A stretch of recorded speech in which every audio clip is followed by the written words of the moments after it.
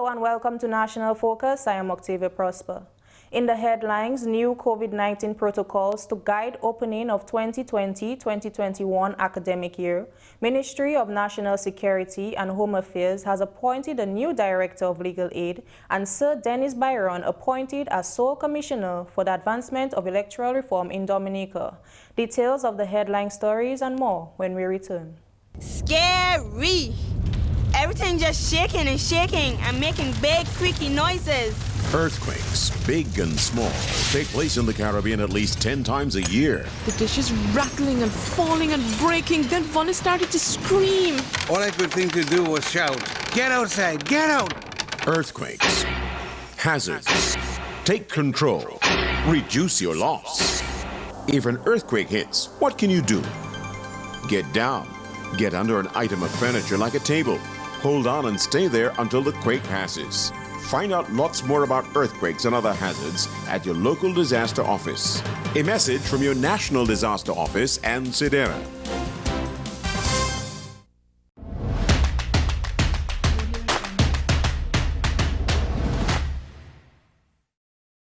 Welcome back.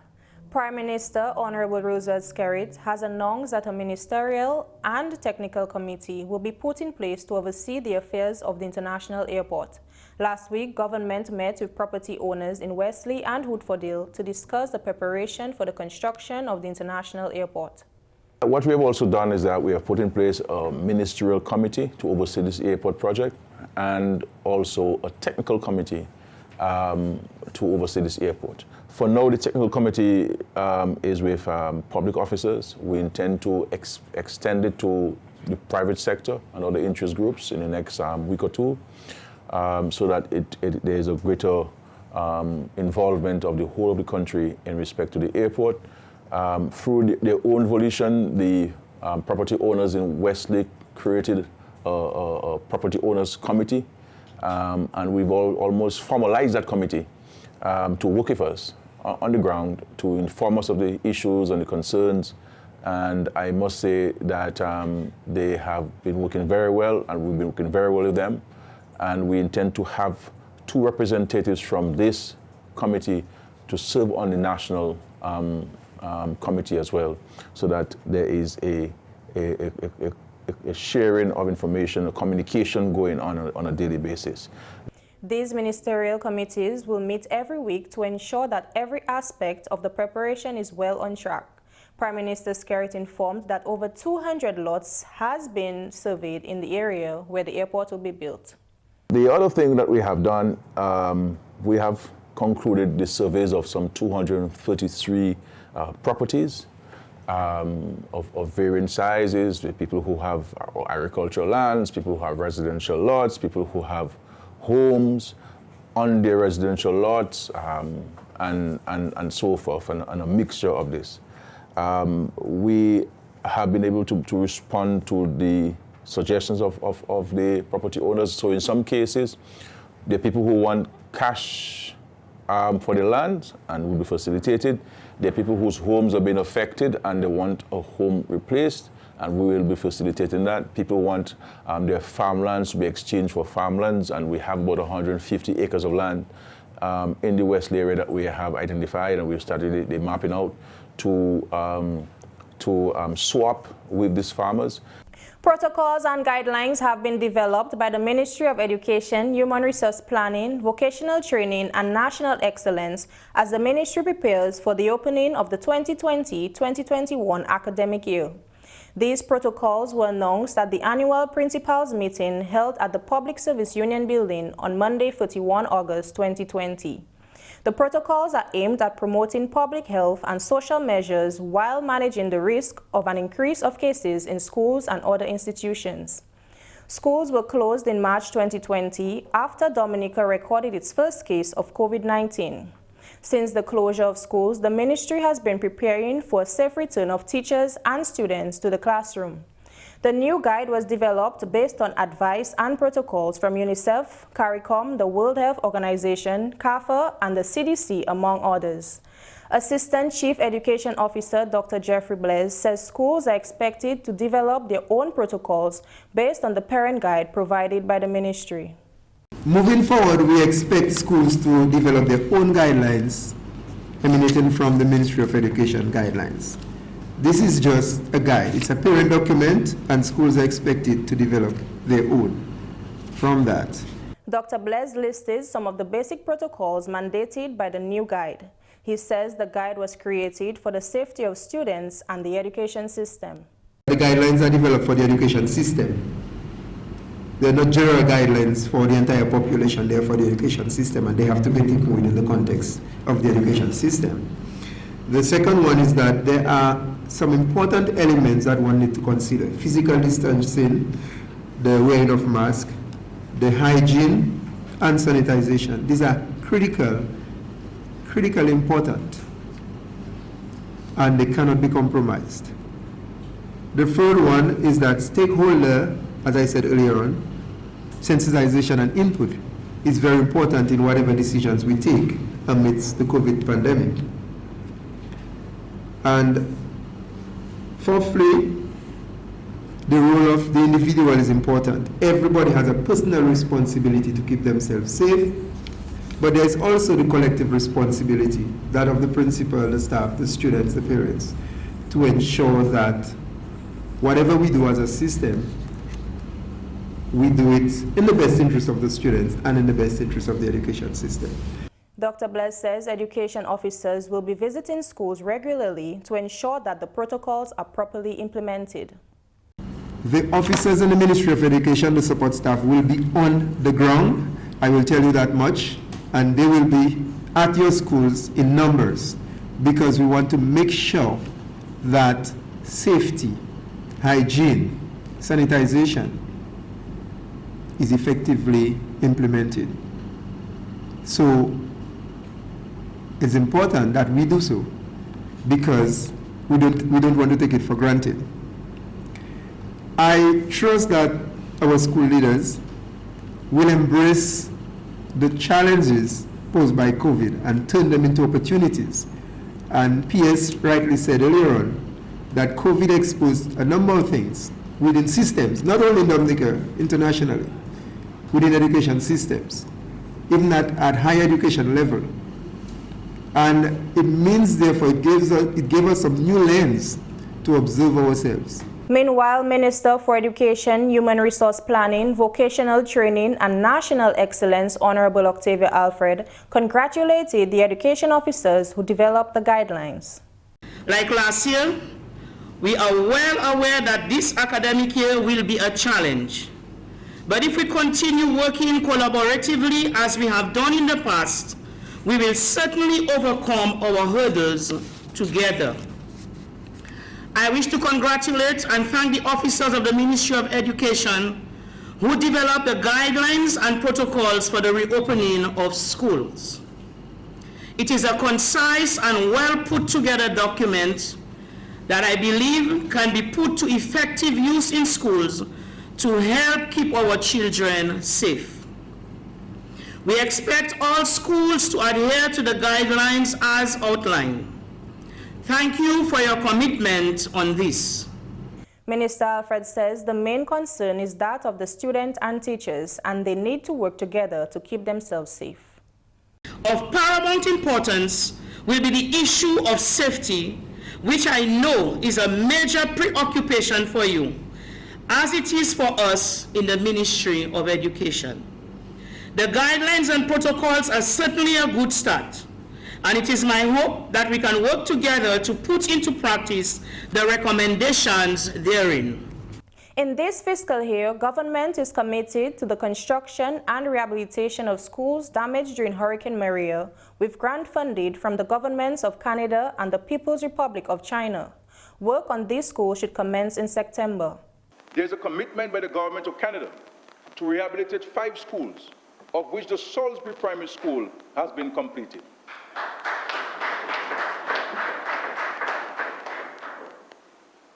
The designs have been completed and the tender process started in respect of the Monjon, Will Strathmore Stevens, Granby, and Daly's primary schools. In keeping with our commitment to focus on education from cradle to grave, all the schools listed above will, on completion, boast of having early childhood education units. Work on these schools are expected to begin by September 2020. The government of the People's Republic of China also made the commitment to construct and extend several schools across the island. Mr. Speaker, the government of the People's Republic of China is committed to construct the Kalibishi, Tibo, Tetmon primary schools and Goodwill Secondary School, and extend the Belbishope and Sineku primary schools. To effect the commencement of these projects, letters of exchange were signed between representatives of the government of Dominica and the government of the People's Republic of China on May 20, 2020. Member of Parliament for the Grand Bay constituency, Honorable Edward Regis, says the Dominica Labour Party government continues to work to further develop his constituency. Minister Regis says the Grand Bay constituency will benefit from the government housing initiative. The budget caters for the construction of new homes. 550 new homes are slated for construction throughout Dominica in the budget.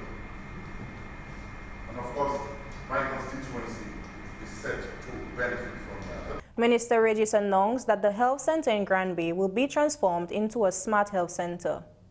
We in Grand Bay are fortunate that our health center was selected to be transformed into a smart health center. You heard from the Minister of Health. Thank you, Honorable Minister. The works are ongoing at the Grand Bay Health Center as we speak, and I understand that it is almost 50% completed. On completion, the health center will be retrofitted with structural elements to ensure stability against hurricanes, earthquakes, and other natural disasters. What this means further, Mr. Speaker, is that in the event of a natural disaster, the health center will quickly become fully operational in very little time. Minister Regis says that his constituency will see improvement in the education sector with the construction of new schools. Mr. Speaker, the Grand Bay constituency will feature highly on the agenda of the Ministry of Education this year. The Grand Bay Primary School is set to be completely refurbished with funding from the Canadian government. And a new Tetmon Primary School is to be built with funding from the People's Republic of China. On behalf of my constituents, I extend fervent thanks to the governments of Canada and China for their tremendous support to the development of education in the Grand Bay. Both projects are expected to come on stream during this fiscal year. Minister Regis reported that his constituents have benefited from the housing revolution and will continue to do so. I can report that very soon 30 families will benefit from a consignment of new apartments which will be handed over to residents.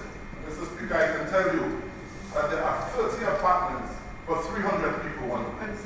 300 people one day. And I said to some of my people that, you know, it's only Jesus I heard of who could multiply, you know, 2 fish and 5 loaves to feed 5,000 people. If I could, I would give everybody an apartment. But I implore my constituents to be patient because there is more coming.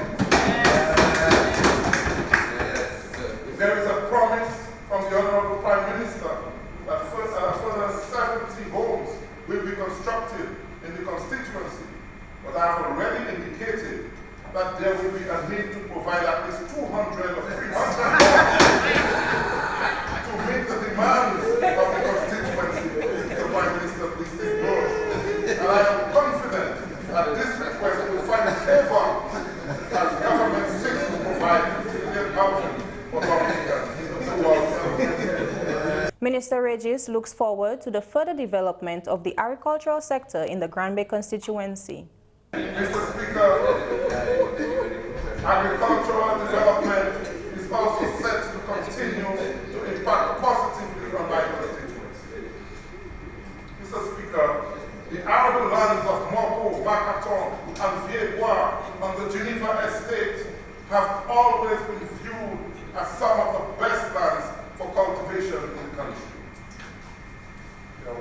suited for the production of a wide variety of crops. However, there are two main areas of challenge for the farmers who farm in these areas. They have to grapple with drought conditions brought about by climate change and the deterioration of the farm access route. I am able to report, Mr. Speaker, that I have already obtained and submitted estimates for the repairs of the farm route, and I anticipate that it will be given attention during this fiscal year. I have also begun the process of designing an irrigation system for the area. I am hopeful that funding will be obtained in the near future to respond to this critical need in food production. The Member of Parliament says the fishing industry will also see improvements through the development of a landing site for vessels. Mr. Speaker, I can also report on the commencement of an exciting collaboration between a few farmers in the Technon area and the Chinese Agricultural Mission.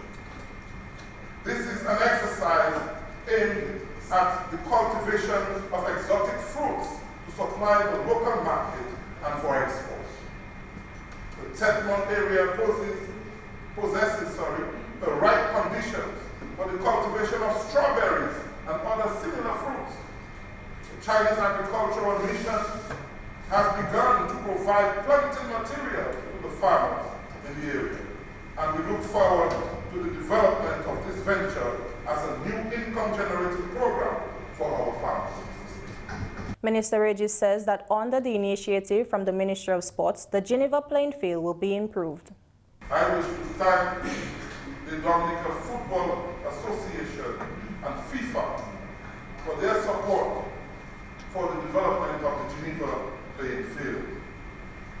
Mr. Speaker, FIFA has provided over $50,000 US, which has been used for a drainage project on the Geneva playing field to address issues of waterlogging. And that was very important because after both Hurricane Maria and Tropical Storm Erica, the Geneva River inundated the Geneva playing field. And having been a swamp before it was made into a playing field, waterlogging was an issue. And we recognize the need for us to address that. And we are happy that FIFA provided the funding. Minister Regis says that a number of things are in store for his constituency.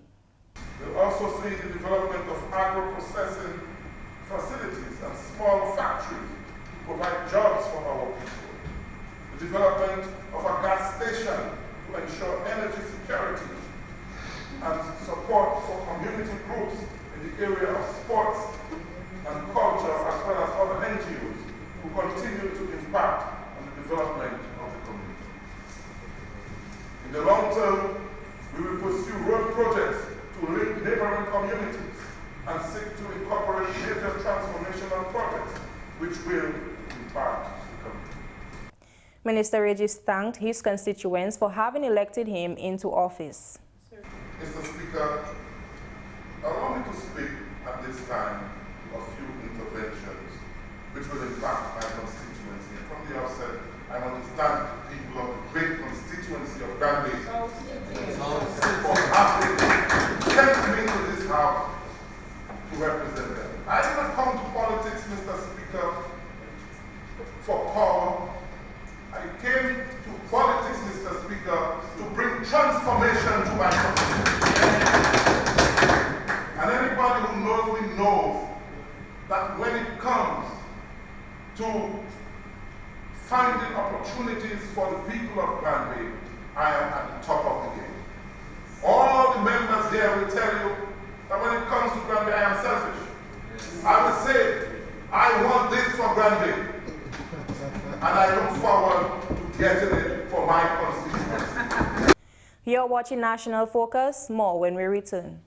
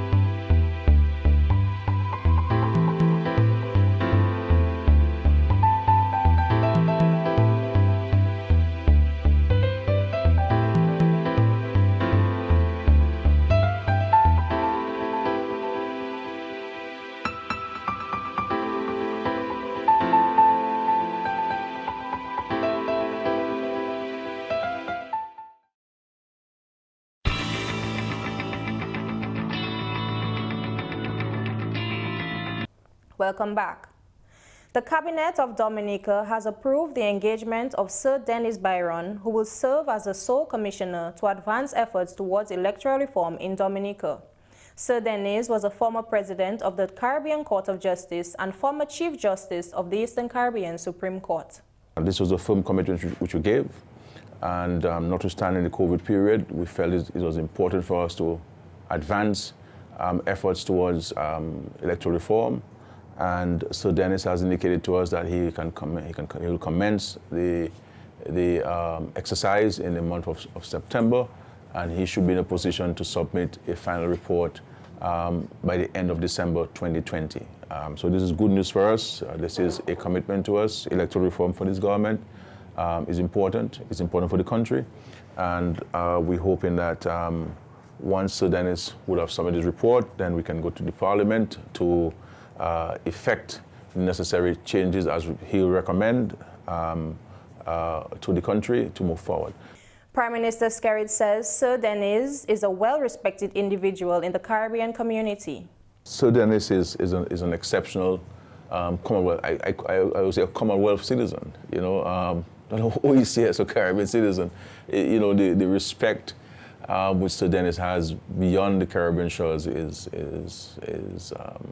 really exceptional, and I believe that I don't think there's any better person our country could find to conduct this exercise, you know, and so I'm very happy and pleased and grateful to him for accepting, and I can say to you that he said he was very busy, he had a number of things doing as expected, but he felt it that he wanted to do this for Dominica, and we're very grateful for him squeezing some time for us on this exercise. So we are committed to this. Meantime, the Ministry of National Security and Home Affairs has announced the appointment of Mr. Peter Allen as new director of the Legal Aid Clinic. The appointment will take effect on September 1, 2020. Minister for National Security and Home Affairs, Honorable Rayburn Blackmore, says the appointment was made due to the need for strong leadership to ensure harmonization in keeping with the goals of the ministry. Access to justice, irrespective of someone's social and economic circumstance, is a critical element of the rule of law. Fair access to justice for all Dominicans has always been one of this administration's preoccupations over the years. That is precisely why the Legal Aid Clinic was established, to offer legal services to Dominicans who are unable to afford private attorneys. The Dominica Legal Aid Clinic has and continues to offer support and assistance to many disadvantaged Dominicans. Services offered include divorce matters, land transfers, land dispute matters, custody and family court matters, legal processes such as declarations, among other services. In response to the need for a larger staff complement to serve the public and the need for strong leadership to ensure harmonization with the goals of this administration, I am pleased to welcome Attorney at Law Peter Allen to the staff complement of the Ministry of National Security and Home Affairs. Mr. Allen will be the new director of the Legal Aid Clinic from the 1st of September 2020. Mr. Allen is highly respected in his field and is held in high esteem by all who know him. I am confident that Mr. Allen will bring the prestige and wealth of knowledge befitting to such an office. Under his stewardship, a review of the services and the fee structure will be undertaken. The Insurance Company of the West Indies, ICWI, a newly established insurance company in Dominica, has awarded 2 recipients with its first secondary school scholarships. Country Manager of the ICWI, Mr. Earl Edwards, says despite the ICWI being established in Dominica for less than 1 year, it is the company's priority to fulfill its corporate responsibility. Denari Samuel and Orlando Birmingham of the St. Mary's Primary are this year's recipients. It is indeed a pleasure to be here at this time, at this event. It has been less than 1 year since we began here, so we are pleased that even within that space of time, we are able to present our students with awards that would enable them for the next 5 years to be able to attend school Mr. Edwards encouraged the students to work hard and stated the scholarship is valued at 2,000 EC dollars per recipient throughout their high school career. They come at an annual cost of $2,000 each, and we do not expect these two to be our last. We expect that in the years to come, that we will be able to add some additional as we are able to. To the students who are being given the award, you all are now part of the history of us here being the first two to be awarded, scholarships from ICWI. I hope, though, that you do not take this for granted, okay? Because whilst we are willing to invest, as I said, $2,000 a year in each of you over the next 5 years, and based on your grades, you all could do the maths and see what it works out to. But you yourself have to be able to invest your time and your energy. Denari Samuel thanked God for blessing him with this opportunity. First off, I want to thank God for blessing me with this opportunity, and also my parents for pushing me to be the best that I can be, and also my teachers for helping me with my schoolwork. Orlando Birmingham expressed his thanks for being a recipient of the ICWI scholarship. I'd just like to say good morning. I just want to say also thank you for the Lord who helped me. I just want to say thank you for rewarding me for this scholarship. I am very happy, and I want to make you guys and my parents very proud. And that's all for this edition of National Focus. Be sure to follow GIS Dominica on Facebook, YouTube, as well as on Twitter. You can also drop us an email at gis@dominica.gov.dm. From all of us here on GIS News Production Team, I am Octavia Prosper. Thank you for watching.